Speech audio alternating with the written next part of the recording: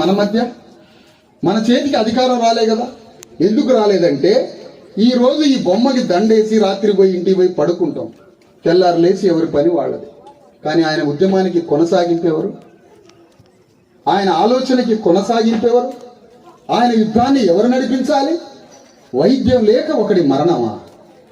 Hospital లేక భూమి మీద ఏకైక జన్మ ఒకేసారి ఎన్ని లక్షల కోట్ల భూగోళం ఉంటుందో తెలియదు. ఈ భూగోళం మీద ఒక్కసారి జన్మొస్తే చిన్న ఆరోగ్యం బాగలేక చనిపోవడమా?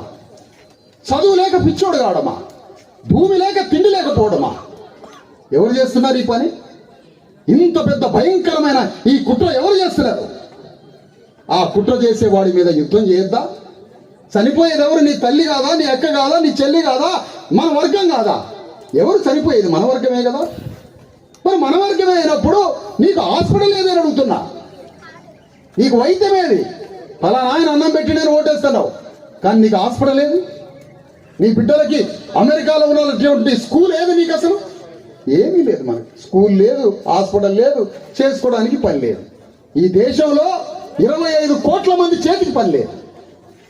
25 కోట్ల మందికి పని లేదు చేతికి. ఆకలితో అలమటిస్తున్నారు, నెత్తురు లేక చచ్చిపోతున్నారు ఆడవాళ్ళు. నెత్తురు లేక, వైద్యం లేక, చదువు లేక, భూమి లేక, తిండి లేక కోటాను కోట్ల మంది రోజు మరణిస్తుంటే ఒకడు వేల లక్షల కోట్ల సామ్రాజ్యాధిపతులు కొంతమంది అవుతున్నారు.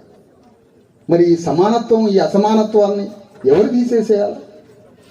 అందుకనే డాక్టర్ అంబేద్కర్ ఉద్యమాన్ని, ఆ యుద్ధాన్ని మనం కొనసాగించాలి.